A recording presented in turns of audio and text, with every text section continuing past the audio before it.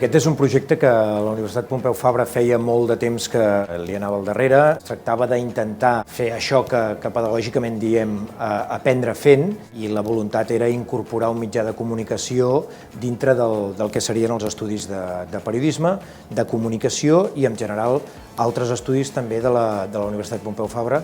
La voluntat era intentar recuperar una capçalera important com era el Diari de Barcelona, una capçalera històrica de la ciutat, i mitjançant un conveni amb l'Ajuntament de Barcelona, que ha costat el seu temps, doncs això ha estat possible, ara fa aproximadament un any.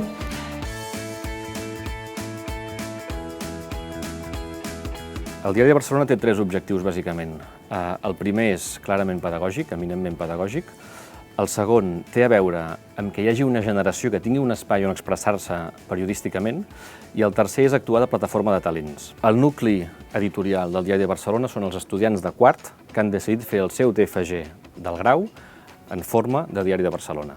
Ells fan 3 mesos, un trimestre, i ells durant 3 mesos fan el Diari de Barcelona i prenen les decisions periodístiques i editorials del Diari de Barcelona acompanyats per 4 coordinadors.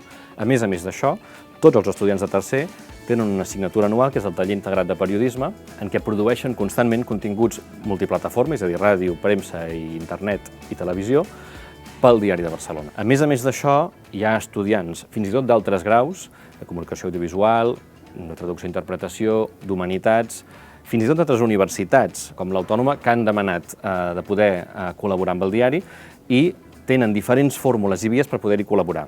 Gracias a la oportunidad de hacer el TFG en el Diario de Barcelona, estamos desarrollando mucha destreza, porque sobre todo estar en el campo laboral y vivir lo que es una redacción de verdad, tener que perseguir a la gente para poder hacer una entrevista, tener que buscar contactos, creo que eso es muy importante porque es lo que es la vida real, ¿no? Tener que buscarte la vida con un tema que a ti te interesa, creo que es un valor añadido porque además te da experiencia real. El diari, aquests primers mesos de funcionament, ha estat un èxit. Des d'un punt de vista pedagògic, els estudiants estan molt satisfets. Des d'un punt de vista d'expressió generacional, periodística, també. I llavors ha tingut un impacte molt potent vinculat a la plataforma de talents que abans comentava. Una fotògrafa nostra va fer la fotografia a Ciutat Meridiana, que va fer marxa enrere a un desnonament i va fer demanar perdó al conseller. El futur del diari, sobretot, es basa en mantenir i preservar la filosofia que ha tingut des del naixement. És una política d'expansió en quant a la filosofia de promoció de talent jove de la ciutat i una política de preservació de la filosofia jove, generacional i innovadora que ha tingut el diari des del primer dia.